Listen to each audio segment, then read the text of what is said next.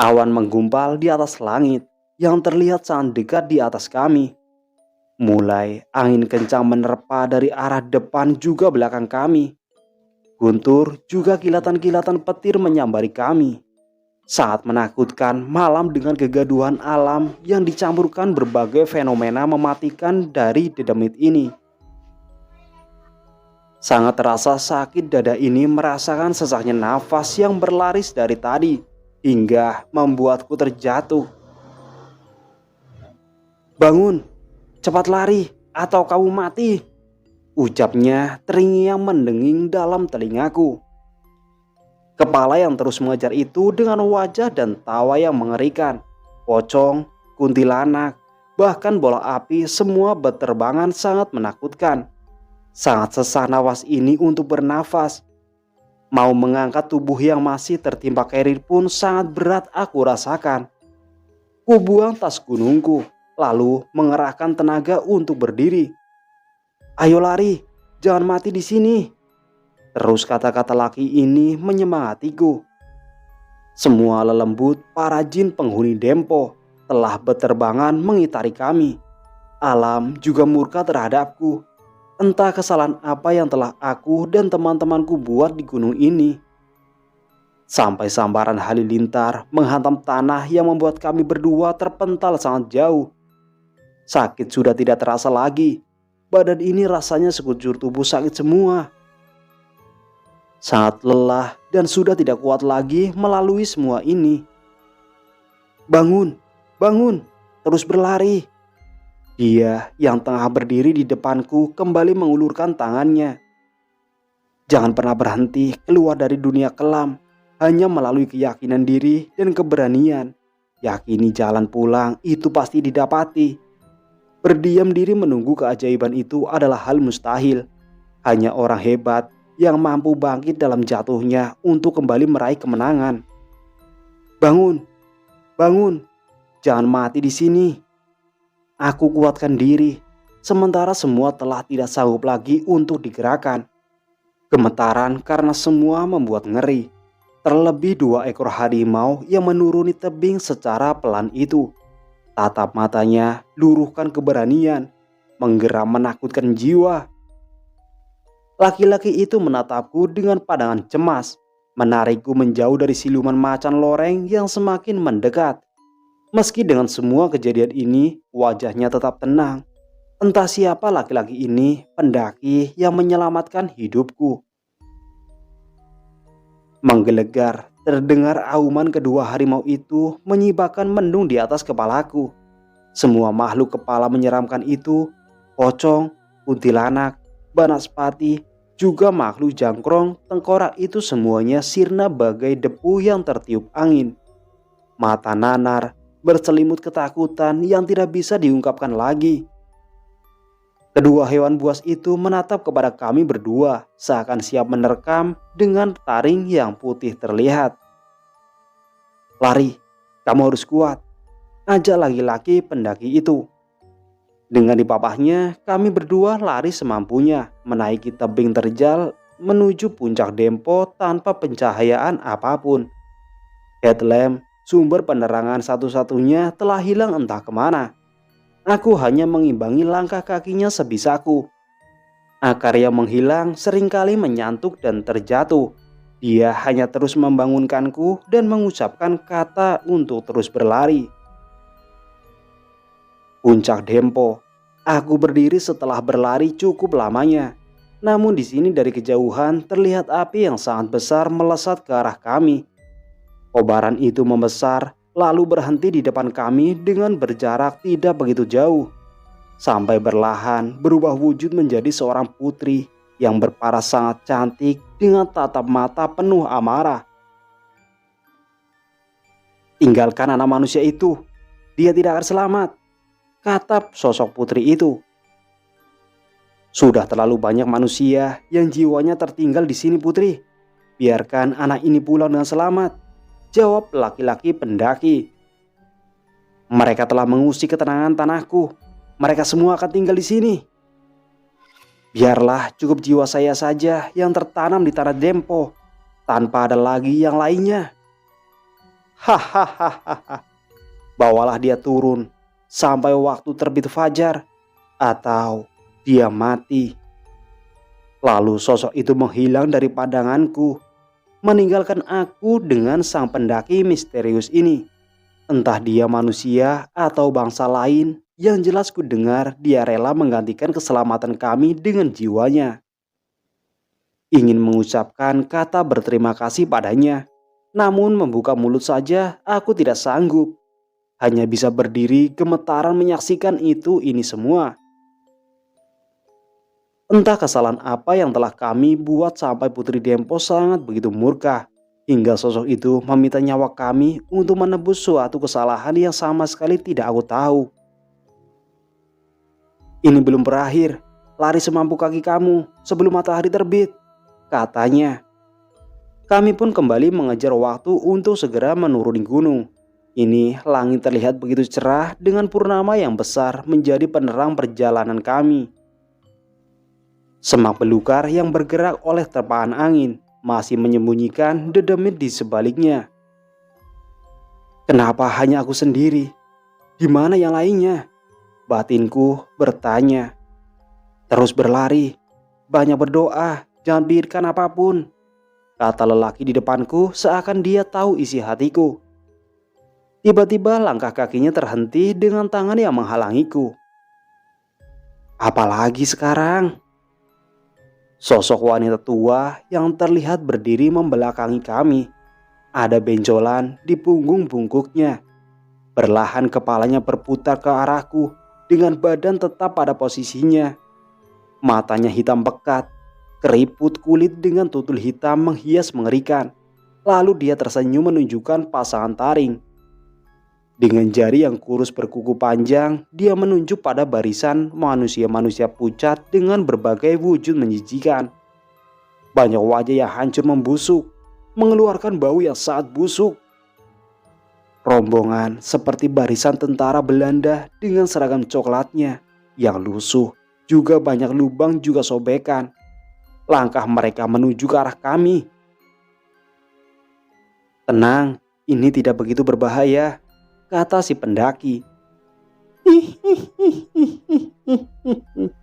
Tertawa nenek itu mengikik dengan mata hitamnya yang melotot pada kami. Walau dibilangnya makhluk-makhluk ini tidak begitu berbahaya baginya, tetapi tetap membuatku ketakutan dan ngeri. Jangan bergerak, mereka hanya mendengar gerakanmu, tidak bisa melihatmu. Namun tiba-tiba nenek bungku itu sudah di belakangku. Cakarnya mencekik leherku dari belakang. Tubuhnya menggantung di punggungku, lalu suaranya terdengar. Kau mati malam ini. Dengan gerakan yang sangat cepat, laki-laki pendaki itu menarik tubuh nenek setan itu hingga membuatku ikut terjatuh dengan cengkeraman jemarinya yang masih mencekik leherku. Dengan gerakan secepat kilat, ditariknya tubuh itu dengan menyisakan jantung hitam yang masih berdenyut di tangannya.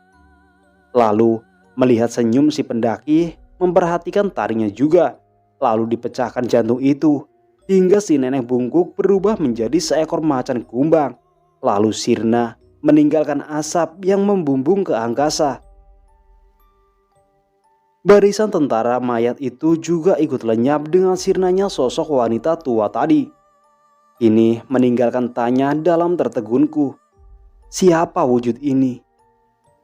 Bangun, lanjut berlari. Waktu kita tidak banyak lagi. Seakan keberanian juga tenagaku seketika kembali setelah menyaksikan semua ini. Seperti aku kembali mendapati mustika keberanian yang sedari tadi menghilang dariku. Sosok laki-laki berpakaian pendaki ini pasti bukan manusia sembarangan.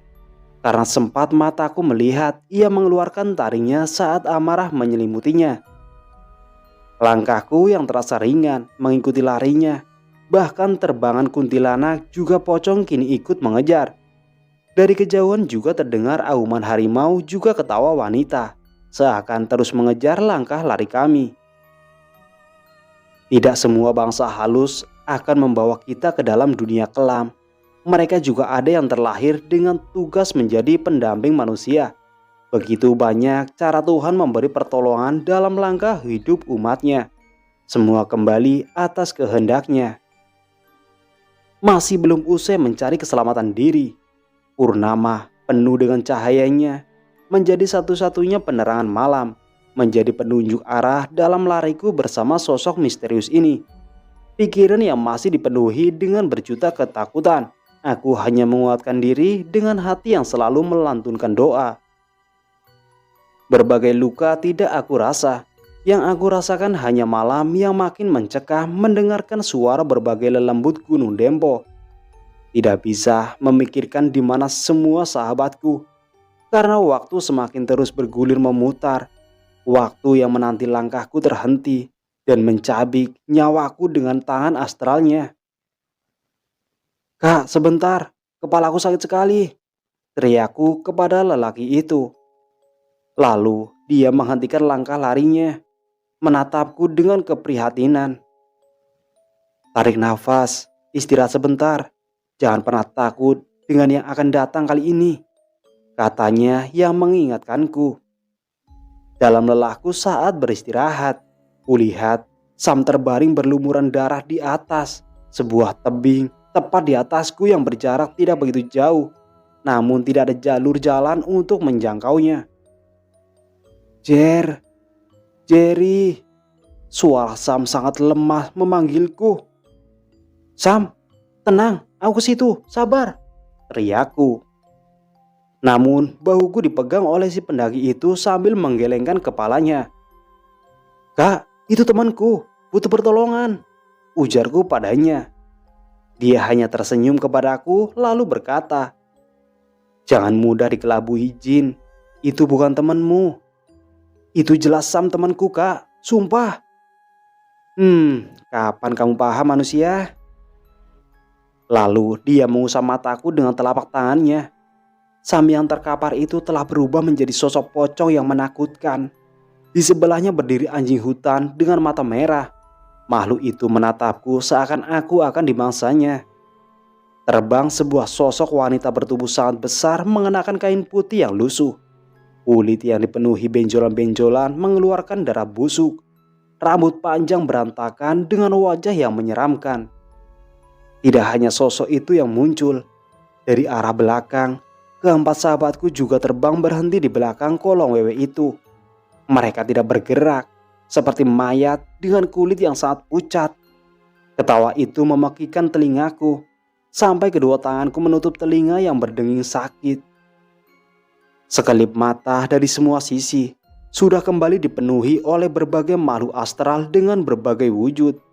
Di sela makhluk-makhluk itu sangat banyak manusia pucat dengan berpakaian seperti pendaki. Apakah itu semua yang meninggal di tanah Dempo? Aku tersimpuh dalam tangis kini, merasa sudah pasrah akan keadaan ini. Sudah tidak ada lagi semangat berlari turun. Setelah menyaksikan 4 sahabatku juga banyak pendaki yang mati itu. Hanya tangisku keluar. Sungguh sangat menyesali perjalananku. Untuk apa jika aku diselamatkan, tetapi mereka semua mati di pendakian ini? "Bangun, waktu sudah mau habis. Cepat kita tinggalkan ini semua," ajak pendaki itu. Aku hanya diam bersimpuh dengan tangis penyesalan. "Bangun, atau nasibmu sama seperti yang lainnya," nadanya membentak. Perlahan aku berdiri, lalu tanganku ditarik lagi oleh si pendaki dengan mengajakku berlari. Namun tidak seberapa lama, laki-laki itu berhenti lagi. 2 sosok harimau loreng telah menghalang jalur yang akan kami lalui. Menggeram siap mencabik kami berdua. Semakin aku berpasrah dengan keadaan yang tidak akan pernah berhasil aku lewati. "Biarkan kami selesaikan perjalanan ini, Dato. Anak manusia ini tidak bersalah. Jikapun ada kesalahan, biar saya yang menanggungnya." Kepulan asap keluar dari tanah tempat 2 harimau itu berdiri. Ketika asap putih itu berlahan memudar, 2 sosok itu sudah berubah menjadi 2 laki-laki tua. Yang satu berjubah dan sorban putih, satunya lagi mengenakan pakaian seperti seorang raja. Hembusan angin tiba-tiba menerkaku dengan harum yang entah seperti bau apa. Tidak bisa mengingat atau menggambarkan wangi itu. Aku di sini untuk menjawab ketulusan hatimu yang rela membantu anak manusia ini, kata si kakek bersorban itu. Terima kasih Dato, jawab laki-laki di depanku ini. Melangkahlah, aku akan hentikan Putri Dempo dengan semua pengikutnya yang mengejar kalian, kakek itu berkata lagi. Jiwa putra Sriwijaya yang memiliki iman dan kesucian hati tidak akan tersesat di tanah kerajaan ini, ucap sosok yang berpakaian raja itu. Kobaran api yang menyilaukan mata, seakan hadir hendak membakar kami dari atas langit. Lalu kembali sosok putri itu terlihat dengan tatapan yang sama, penuh kebencian, amarah, yang menyala seperti wujudnya ketika menjadi api. Tertawanya terdengar penuh gelak amarah. Mendengarnya saja lemas persendian terasa. Kembali gemetaran seluruh badanku. Merasakan kembali ketakutan yang tidak pernah aku rasakan seumur hidup. Pergilah, bawa anak itu turun, suruh kakek tua itu. Lalu aku mengikuti kembali lari si pendaki menuruni gunung. Jauh terdengar auman harimau. Hanya yang aku tahu selain sosok pendaki ini, aku juga ditolong oleh dua manusia harimau dari maut yang dihadirkan Putri Dempo bersama pengikut gaibnya. Langit sudah terlihat mulai terpancar warna jingga, menandakan fajar telah tiba. Di sini aku mulai mengikuti langkah larinya, sampai dia berhenti sambil menunjukkan hamparan kebun teh yang sangat luas. Di kejauhan pemukiman penduduk sudah terlihat. Beberapa tenda menghias di area perkebunan. Apa aku berhasil? Apa aku sudah selamat? Kamu telah berhasil. Jalani kehidupanmu kembali. Jadikan ini suatu pelajaran hidup. Jika memijakan kaki di tempat para jin, berperilakulah yang sopan. Bawa kedatangan dengan tata krama. Kesombongan dan kesalahan teman-temanmu cukup sebagai pelajaran buatmu. Terima kasih kak. Namun bagaimana dengan teman-temanku? Apa mereka bisa diselamatkan? Tanyaku dengan kesedihan dan rasa penyesalan. Teman-temanmu tidak ada yang naik Dempo, hanya kamu sendirian, jawabnya.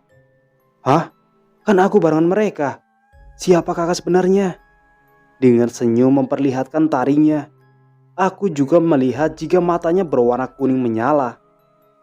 Aku Pandu, yang dulunya sama sepertimu. Pulanglah, jangan kapok datang ke Dempo. Aku selalu ada untukmu, juga para semua pendaki Gunung Dempo. Entah bagaimana ceritanya, aku tersadar sudah di rumah sakit. Yang di situ sudah ada sahabatku, tim SAR, juga beberapa polisi. Pendakian kami berlima yang gagal, karena aku dinyatakan hilang saat mengambil air di shelter 1. Cuaca yang saat itu sangat tidak bersahabat dengan kabut yang sangat tebal. Pencarian yang dilakukan keempat sahabatku pun sia-sia. Akhirnya mereka berempat memutuskan turun untuk meminta bantuan dari petugas setempat. Aku ditemukan pingsan 1 hari setelahnya di area mata air shelter 1 lereng Dempo. Namun yang lebih parah dari aku, keempat sahabatku yang turun lebih dulu dari hari ngecamp pertama. Mereka naas, terjadi kecelakaan yang cukup parah. Masih kita sering jumpai banyak pendaki di zaman saat ini yang melakukan hal yang melanggar peraturan. Gunung memiliki banyak pantangan juga peraturan masing-masing. Kita yang hanya bertamu berperilakulah menjadi tamu yang baik dan sopan. Terkadang dampak kita yang menerimanya meski bukan kita pelakunya. Setiap perbuatan pasti menuai hasil. Tergantung dari diri menanamkan perbuatan baik atau buruk. Baik dan buruk memiliki buahnya masing-masing. Oke teman-teman, demikian kisah perjalanan misteri dari Bang Jerry dan teman-temannya. Dan mohon maaf bila ada kata-kata yang kurang berkenan di hati kalian. Saya pamit undur diri, sampai jumpa di video berikutnya. Assalamualaikum warahmatullahi wabarakatuh.